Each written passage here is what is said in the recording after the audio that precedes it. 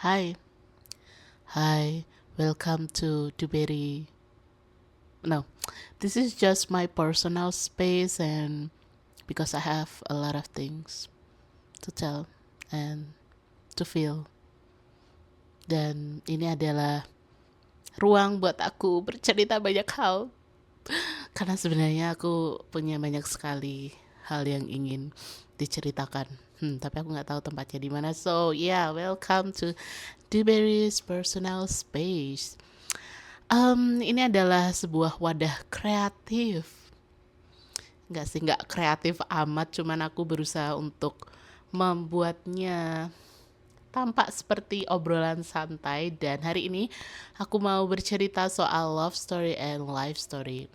Oke, udah pernah ngebahas ini di storyku. Jadi kayak aku habis menyelesaikan, sedang berada di satu bab di sebuah buku, judulnya sebuah Selaput Biru karya Laksmi Pamuncak. Jadi beliau ini adalah salah satu penulis yang tahun ini masuk ke dalam daftar penulis favoritku, karena setelah membaca novel berjudul Amba yang dia tulis juga, aku jadi jatuh cinta dan berakhir dengan membaca Selaput Biru. Di dalam Selaput Biru ini ada bahasan soal love story dan life story. Dia nggak ngebahas ini secara eksplisit, hanya dalam I think just kayak berapa ya, 3 kalimat doang gitu. Dia bercerita bahwa ada baginya itu love story dan life story itu sesuatu yang beda. Kayak love story itu bagian terkecil dari life story, dan seseorang di love story itu bisa jadi tidak berlanjut di life story kamu, dan it's normal gitu. Terus aku jadi kayak berpikir, oh iya juga ya, selama ini kita tuh berpikir bahwa dan berharap bahwa love story itu menjadi sesuatu yang besar, dan mengharapkan juga dengan sungguh-sungguh bahwa orang yang ada di love story ini akan berakhir menjadi orang yang ada di life story kita.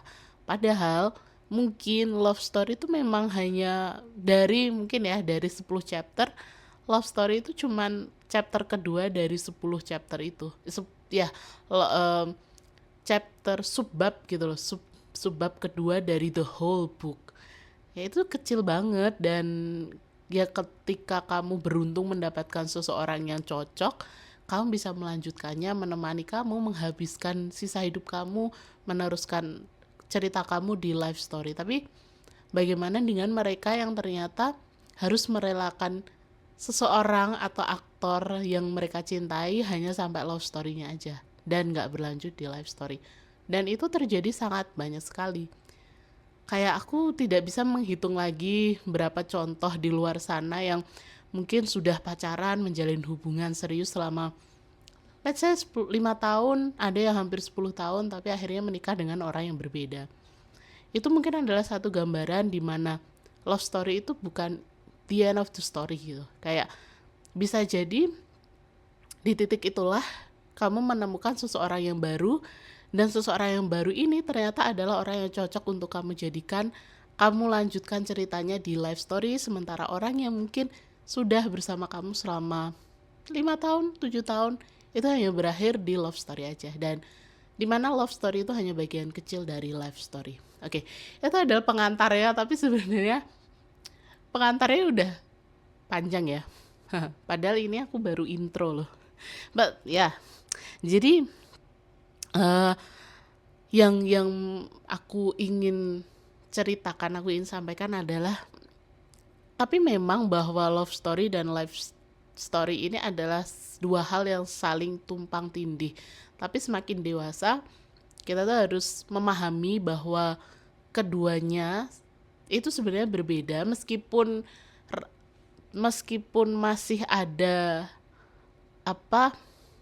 sisi yang mirip, masih ada irisannya antara love story dan life story ini. Tapi menurutku penting untuk membedakan keduanya supaya kita tuh nggak terjebak gitu loh, supaya kita nggak terjebak di satu sisi aja. Dan ya, jadi sebenarnya gimana sih cara kita untuk membedakan keduanya, dan supaya kita juga tidak terjebak di satu sisi aja. So grab your coffee and let's dive into this. Jadi poin pertama adalah apa itu love story.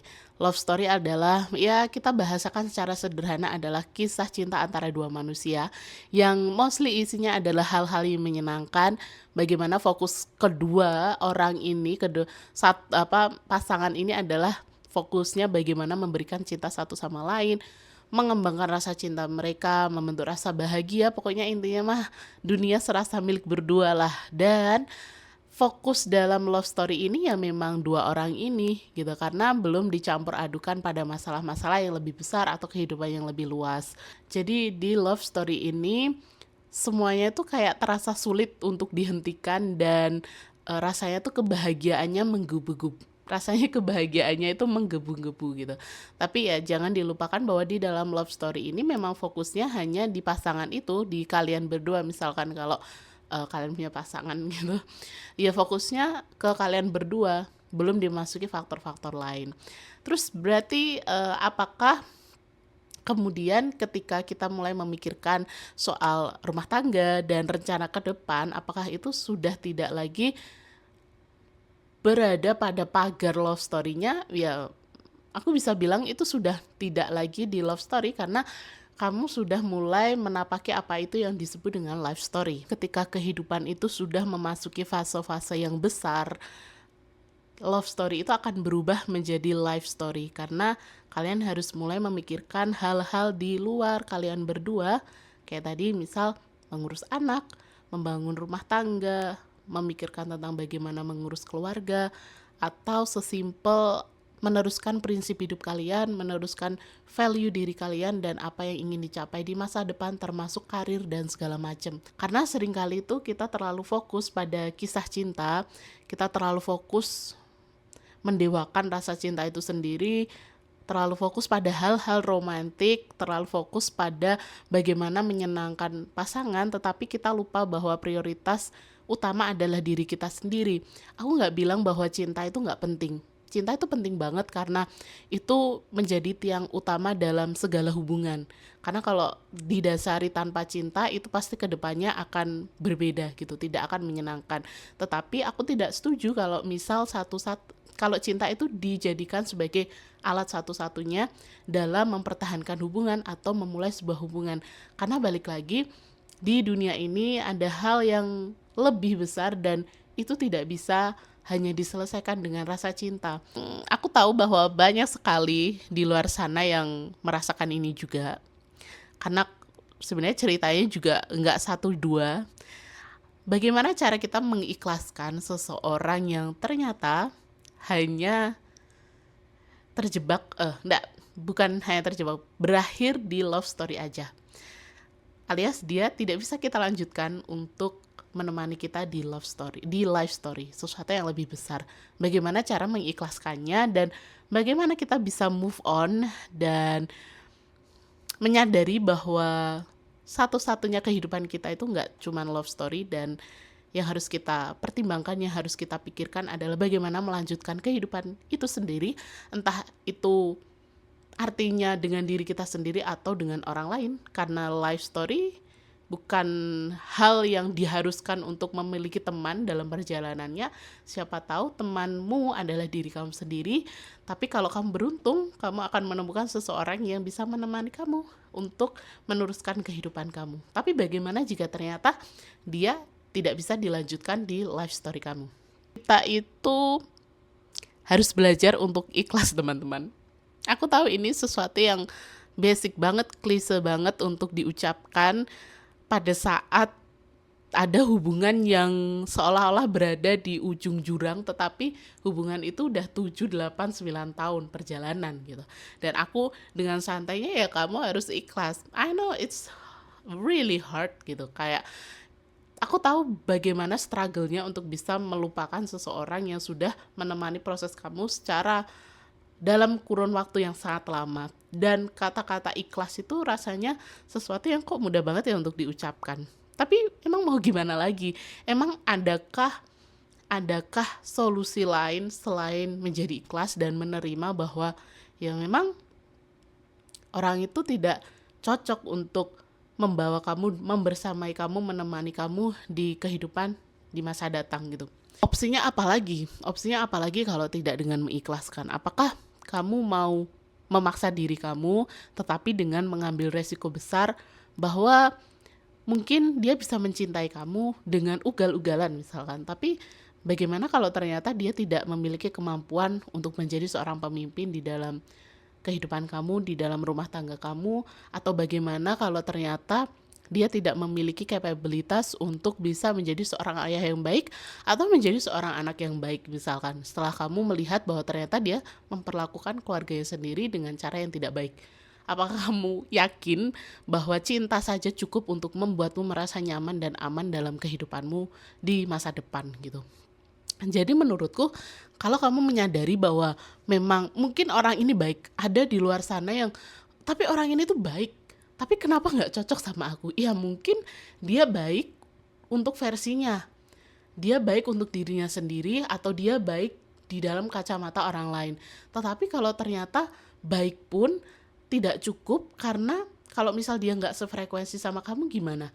Kalau misal dia diajak ngobrol aja nggak nyambung sama kamu gimana? Kalau prinsip dan value kalian ternyata berbeda gimana? Meskipun secara etika, meskipun secara perilaku mungkin dia adalah seseorang yang baik, tapi kalau secara frekuensi, secara cara berpikir dan bagaimana menatap masa depannya aja dia udah beda, ya gimana kalian mau bersatu sih? Sedangkan ketika kita menjalin hubungan, apalagi dalam konteks serius, kita tuh mengharapkan seseorang tidak hanya mencintai kita, tetapi bagaimana dia mampu dan mau menemani kita berbicara banyak hal. Come on bro, in this economy and government, kamu membutuhkan beneran partner yang bisa diajak untuk julid tentang apa yang terjadi di negara kita yang carut marut ini. Aku tahu sih bahwa kalau misal udah nggak sejalan dan mau memutuskan meninggalkan, aku nggak suka sih kata meninggalkan, karena terkesannya kita tuh kayak membuang gitu ya, padahal kan yang kita lakukan bukan meninggalkan, kita mencukupkan. Wah, maksudnya tuh mencukupkan, ceritanya udah sampai di sini aja. Kamu udah nggak perlu lagi ikut aku di cerita selanjutnya. Cerita kita tuh udah berakhir, cerita antara ada aku dan kamu tuh udah berakhir di halaman ini. Jadi selanjutnya ya udah gitu, kita menapaki chapter yang lain dan kamu nggak perlu bersedih. Ya wajar sih bersedih. Maksudnya nggak perlu sampai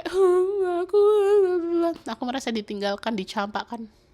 Come on bro, hidup masih panjang dan menangisi cinta itu sia-sia.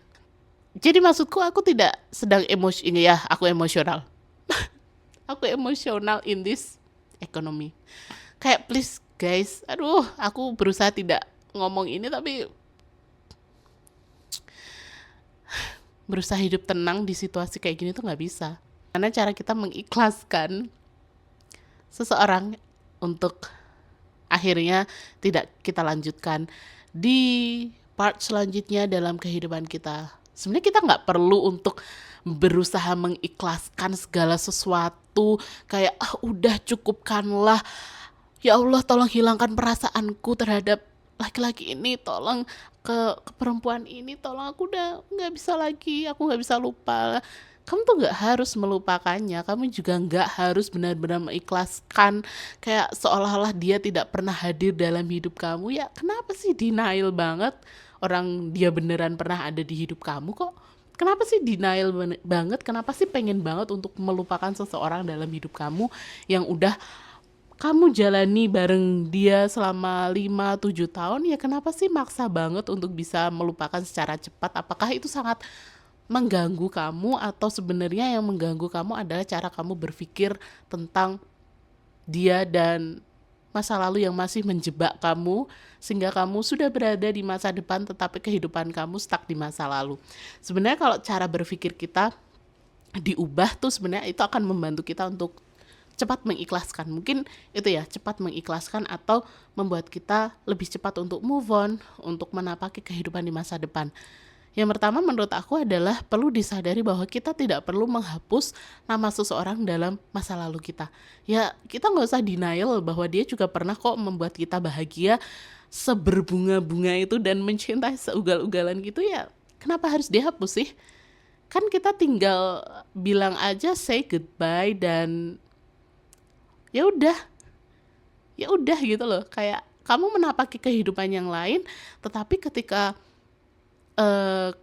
kamu bisa dealing dengan itu, sudah berdamai, toh ketika kamu kembali pada masa itu, mengenang kembali masa itu, menurut aku kalau misal kamu udah berdamai, ya udah, meskipun ada nama dia dalam cerita itu, oh ya udah, kamu mengenangnya sebagai seseorang yang pernah kamu cintai dan dia juga mencintai kamu, dan toh emang kenapa?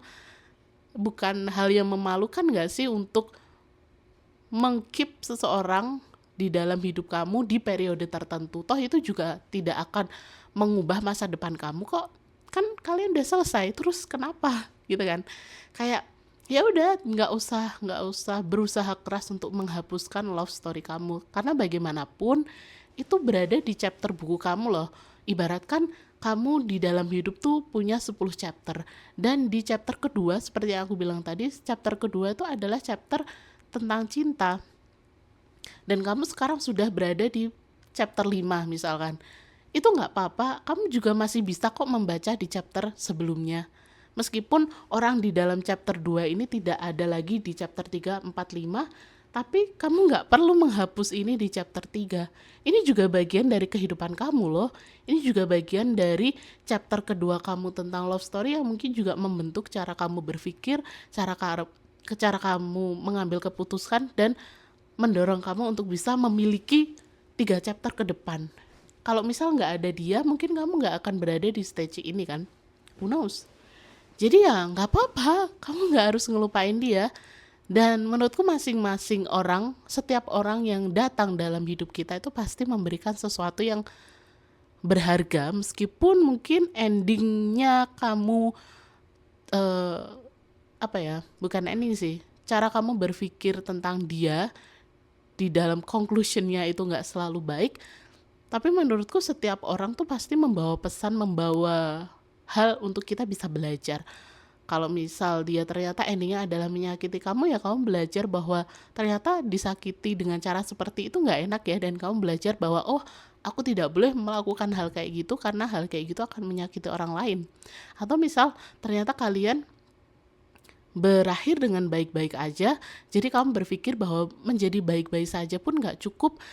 Kalau ternyata nggak jodoh pun ya mau gimana lagi. Baik pun kalau misal nggak jodoh, apa yang bisa dilakukan, apa yang bisa dipaksakan daripada memaksakan dan salah satu tersakiti, ya mungkin berpisah adalah satu-satunya solusi yang bisa menyelamatkan kalian. Kayak drama Korea yang atlet dan juga reporter itu. Kenapa mereka bisa tidak bersama ya? Aku juga bingung. Itu adalah kisah cinta yang... Nah, itu adalah contoh love story dan life story. Itu adalah contoh yang menurutku bener-bener oke banget untuk bisa kita jadikan contoh bahwa meskipun dia orang yang baik, meskipun dia orang yang menemani proses kita dari nol, tapi kalau ternyata dia nggak capable, dia tidak memiliki willingness to, dia tidak memiliki keinginan untuk kita lanjutkan di life story, ya udah gitu. Kayak ya move on aja, meskipun rasa sayang itu masih ada, rasa menyenangkan ketika mengenal dia itu masih ada, tapi kan life must go on, kita harus tetap melanjutkan hidup. Dan ya nggak apa-apa kita melanjutkan hidup dengan membawa kenangan, itu juga nggak ada yang masalah kok, nggak mengubah apapun. Bagaimana cara menata kembali kehidupan ini, karena aku tahu membiasakan diri dengan seseorang yang I hate this. Oke. Maaf membiasakan diri mengatur kembali, menata kembali kehidupan yang mungkin 5-7 tahun selalu diisi dengan orang yang sama, apapun diceritakan, apapun menggantungkan secara emosional dengan seseorang ini, dan kemudian kita memutuskan untuk selesai. Terus bagaimana kisahnya, bagaimana cara menatanya kembali. Sedangkan hal yang paling susah dihadapi manusia adalah keluar dari zona nyaman. Keluar dari memulai kehidupan di zona yang tidak lagi familiar. Perasaan-perasaan yang baru itu adalah perasaan yang sangat dibenci manusia, karena berdasarkan buku yang aku baca di What Happened to You, punya Bruce and Oprah Winfrey, itu manusia tuh salah satu kelemahannya adalah hidup di lingkungan baru dan tidak familiar buat dia. Karena menurutku 5-7 tahun itu waktu yang cukup untuk membentuk kebiasaan kita. Itu lebih dari cukup untuk membentuk bagaimana otak kita menyadari bahwa orang ini udah nyaman buat aku, aku akan merasa senang kalau berada dengan orang ini, aku merasa hidupku lebih berwarna dengan orang ini, dia adalah safe placeku gitu. Aku tahu ini bukan tips yang berharga sih, tapi kayaknya memang salah satu cara untuk bisa beradaptasi ya menghadapi bahwa kita harus menyeting kembali otak kita bahwa rasa nyaman tuh cuma temporary, dan kita tuh bisa membentuk rasa nyaman itu kok. Mungkin kan kamu 5 tahun yang lalu juga nggak kenal dia nggak sih? Misalkan kalian udah pacaran 5 tahun dan kemudian putus gitu, terus kamu bingung menata kembali hidup, kan mungkin 6 tahun, 7 tahun kamu juga nggak kenal dia. Dan setelah kenal dia kamu merasa nyaman, itu kan bagian dari proses adaptasi karena bertemu terus-menerus. Karena mungkin kamu merasa disayang secara terus-menerus, otak kamu meresponnya sebagai sesuatu yang baik, dan adaptasi itu mulai tercipta. Dan sekarang kamu udah menata kembali, seolah-olah udah kehilangan nih orang yang sudah bikin aku nyaman, apa yang harus dilakukan ya? Memulai adaptasi baru. Mungkin kamu fokus sama diri kamu mulai mencintai diri kamu mencoba hal-hal yang mungkin dulu belum pernah kamu lakukan sebelumnya sendirian, karena kamu terlalu banyak menghabiskan waktu dengan pasangan kamu misalkan dalam segala hal. Jadi ya fokus aja sama diri kamu dulu, mungkin sama karir kamu, pendidikan kamu, dan segala hal yang kira-kira penting buat kehidupan kamu. Jadi ya biasakan untuk mulai beradaptasi lagi, biasakan otak kamu untuk mencari apa yang membuat kamu nyaman sampai kamu menemukannya dan kamu yakin itu adalah hal yang membuat kamu nyaman. Kita harus mulai memahami bahwa hidup telah berbeda, hidup telah move on, hidup terus berjalan, waktu terus berjalan, dan kita nggak boleh stuck di masa lalu. Kita harus ikut berjalan juga, kita harus menemukan apa yang kita suka, karena apa yang kita suka itu tidak datang tiba-tiba, itu harus dipelajari, kita harus menemukannya, kita harus ngeramut, kita harus percaya bahwa di dunia ini nggak ada kok sesuatu yang gak mungkin membuat kita lagi bingung kata-katanya.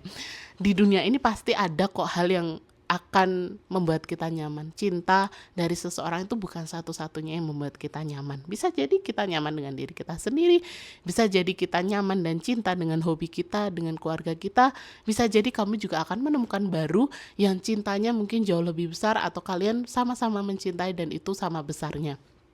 We never know. Gak ada cara untuk tahu selain kalian mencoba sendiri. Jadi temukan apa yang kalian suka, temukan sesuatu yang mungkin dulu belum pernah kalian coba. Bermain musik, menggambar, segala macam, mungkin hobi kalian bisa datang gitu setelah fase-fase menyelesaikan love story dan mulai fokus ke diri kamu sendiri. So, lanjutkan kehidupan kalian.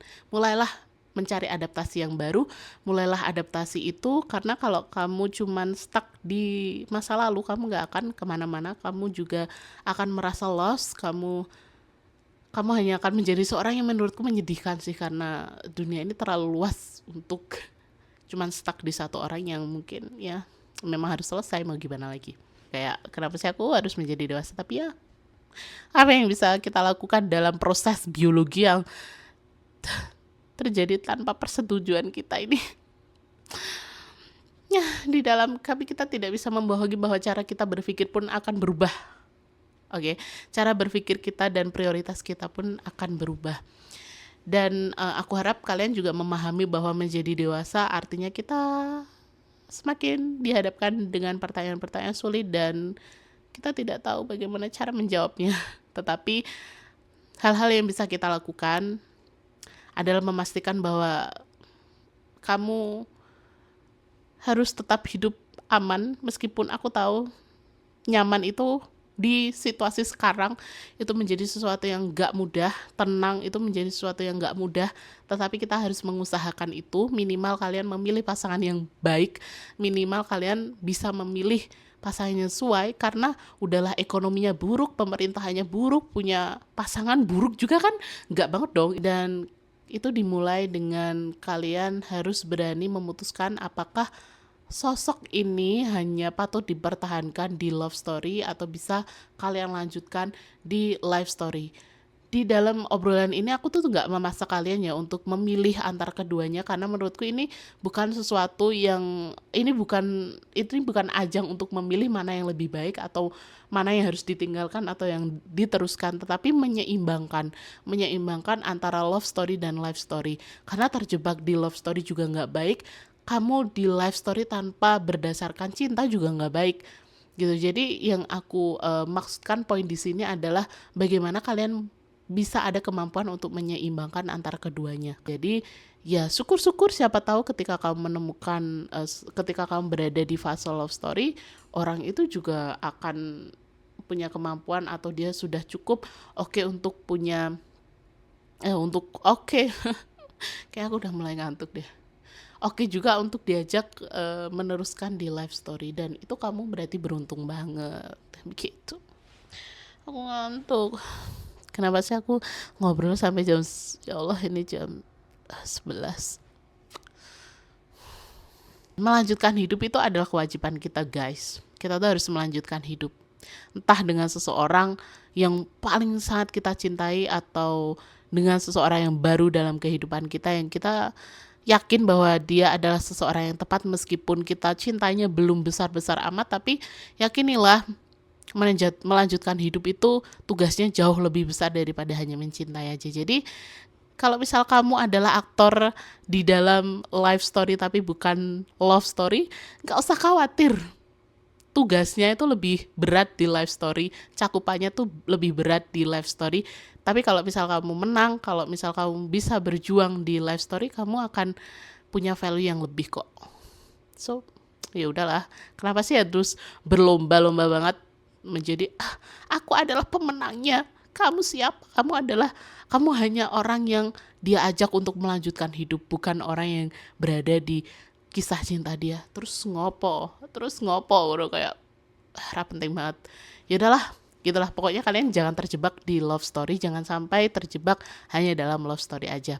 Semoga kalian menemukan kebahagiaan, menemukan kedamaian, hidup kalian tercerahkan dan memiliki tujuan hidup. Tetap semangat guys di tengah segala hal yang tidak membahagiakan di dunia ini, karena ya kita emang ekspektasinya apa hidup di dunia, in this economy, di negara ini. Hahaha. Bye, sampai jumpa di, aku nggak tahu ini apakah aku akan melanjutkannya karena sepertinya aku tidak berbakat. Ya Allah, nggak apa-apa, kita lanjutkan di obrolan selanjutnya. Bye, terima kasih, assalamualaikum.